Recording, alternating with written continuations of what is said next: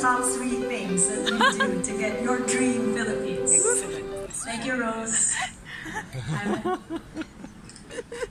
Which Rose? You want to stand up and be recognized? Yes. Hi, Kathy. Good to see you. Hi, Fernando.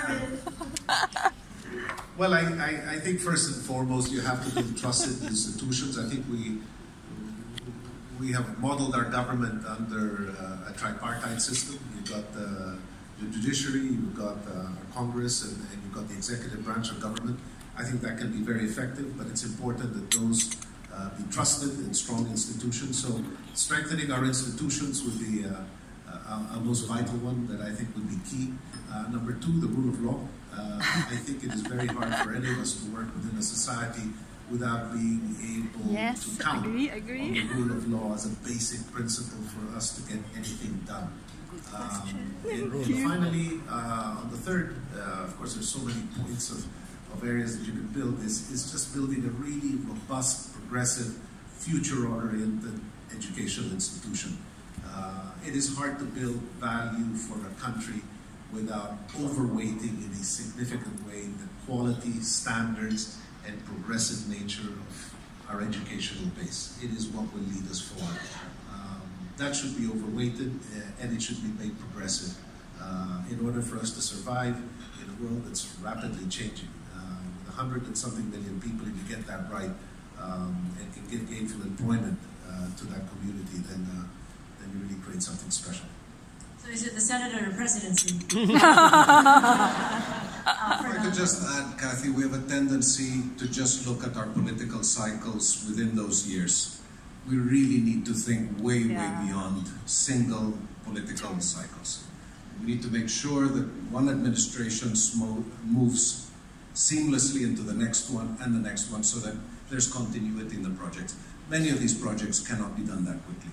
So we need to have a long-term vision with projects of scale, and at the end of the day we need to figure out how to continue the momentum and increase the momentum of growth in the country, because clearly there's a lot of impatience, and for good reason, that it's not trickling down far enough.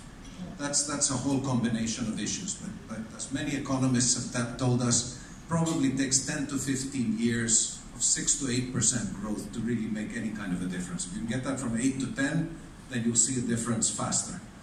But unless those engines are crafted correctly for that growth, we'll never get there.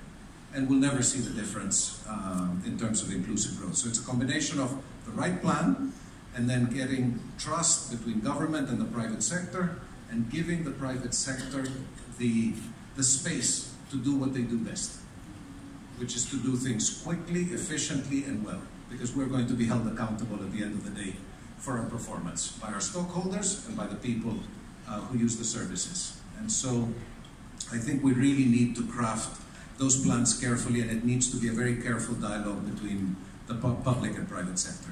So last comment, businessmen don't always make the best politicians, and vice versa. So we just have to figure out how to make sure that we do our work correctly and properly. As a follow-up, do you think there's more trust or less so, or is it still up in the air between government and the private sector in this cycle, this political cycle?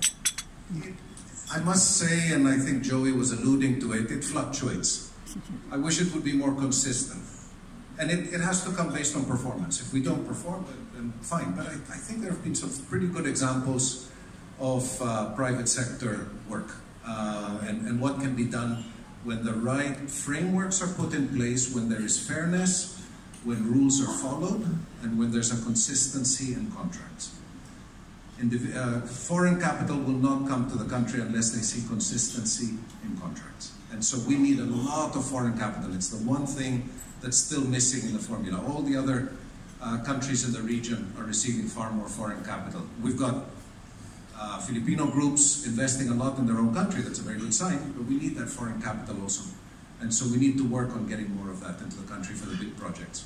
Is anybody from the government in the audience here? Anybody?